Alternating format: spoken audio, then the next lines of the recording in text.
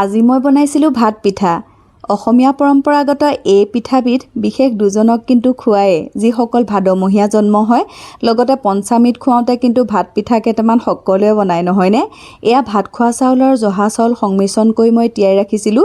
টুকি লোৱাৰ পিছতে ইলাচি 3টা দি খুন্দি ল'ম। সুন্দৰকৈ জৰ্জৰীয়া হৈ গৈছে, এতিয়া খুন্দিবলৈ ভাল হ'ব।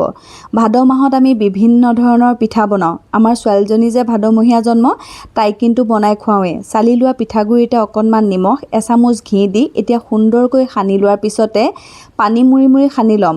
লাডুটো যদি বেছি ঘুলঘুলীয়া হয় তেতিয়া বহুত দীঘল দীঘল হয়, আৰু এনেকুৱা অকণমান গোটা হৈ থাকিলে তেতিয়া একেবাৰে ভাতটোৰ নিচিনা হয়। আমাৰ ল'ৰা ছোৱালীকেইটাই যে ভাতটোৰ নিচিনা হৈ থাকিলে খাই ভাল পায়, সেইকাৰণে মই এনেকুৱা ধৰণে লওঁ।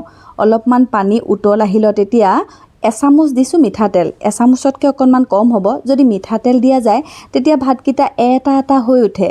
সুন্দৰকৈ চালনীত মোহাৰি মোহাৰি উতলাই 3-4 মিনিটত সুন্দৰকৈ ভাত পিঠা সাজোঁ। যদি আপোনালোকে বনোৱা নাই, বনাবচোন, বহুত বেছি ভাল লাগে। ভাদমহীয়া জন্ম হোৱা ল'ৰা ছোৱালীক আপোনালোকে বাৰু খুৱাইনে? আমাৰ ছোৱালীজনীক কিন্তু আমি বছৰি খুৱাওঁ।